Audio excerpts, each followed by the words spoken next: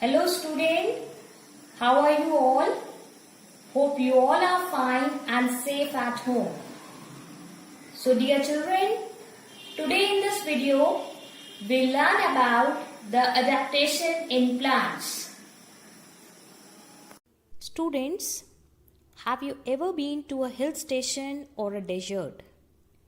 What did you observe there? You observe that plants in hilly area are different from plants in a desert or a plain region. The place where a living organism lives in nature is called its habitat. Different regions or places have different weather and soil condition. For example, deserts are very hot, whereas mountains are very cold. Plants growing in a particular region adjust themselves in that region by developing some special features. These special features help them to survive in that particular place. The features that help a plant or an animal to survive in their natural surroundings are called adaptation. Student, you can see that cactus can survive in desert because they can store water, but mango plant cannot. That is why we do not find mango plant in a desert. And due to adaptation, plants in different places look different too. Based on their habitat, they are broadly divided into two groups: terrestrial and aquatic plants. Plants that grow on land are called terrestrial plants. Terrestrial plants can be found in plains, desert, marshy areas, along the coastlines, on hillsides and on mountains. Plants that grow in mountain regions. Student, as you all know that the mountain regions are generally cold. In some areas, snowfall may also take place in winters. Pine, fir, deodar are plants that grow in mountain region. So the plants have been adapted as follow. The trees are cone-shaped so that snow easily slides off their branches. They produce cones with seed instead of flowers, and that's why they are also called coniferous trees. They have slim, narrow, needle-like leaves with a waxy coating that prevent the leaves from losing much water. Now we'll discuss the plants in plains. Plains are large area of almost flat lands. They have a moderate climate and receive sufficient rainfall. Trees in plains have lot of branches with plenty of leaves and flowers. They shed their leaves in autumn or winter. So the tree that shed their leaves in autumn are called deciduous trees. And the trees that do not shed their leaves in winter or autumn, it means that they remain green throughout the year. Such trees are called evergreen trees. Rubber, sandalwood are example of evergreen trees.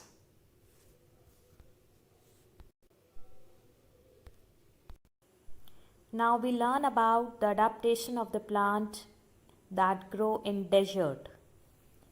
Deserts receive very little or no rain. Plants that grow in deserts have certain features that help them to survive in the very dry condition of deserts. Plants like cactus and date palms are found in desert. Now, what are the adaptation of the plant that grow in deserts? Desert plants do not have many leaves, so their stems carry out photosynthesis. Their stems are fleshy as they store water in them.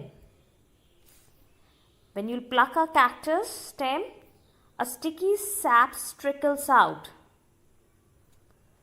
The leaves are modified into thorns to prevent the loss of water through evaporation. And their roots are spread over a large area to absorb as much water as they can. Now we'll study about the plants that grow in marshy regions. Area with sticky, clayey and wet soil are called marshes or swamps. Some part of marshes may be covered with water. Marshes are generally found near rivers, lakes and seas. As marshes have waterlogged soil, the plants growing here are not able to breathe in air. Therefore, these plants have roots that grow above the ground. These roots are called breathing roots. They absorb water and mineral for photosynthesis. The plants that grow in marshes are called mangroves. Roots have tiny openings. Plants that grow in water are called aquatic plants. There are three types of aquatic plants: floating plants, fixed plant, and underwater plant. We'll discuss the adaptation of the floating plant. Plants that float on water are called floating plants. These plants have thick, light and spongy stems. They are filled with air so that the plant can float. Floating plants do not have a fixed root. Their roots hang loosely in water. These roots absorb nutrients directly from water. The stomata of these plants are found on the upper sides of the leaf. Water hyacinth and duckweed are examples of floating plants. Moving on to the next kind of fixed plant. Plants that have their roots fixed to the bottom of a pond are called fixed plant.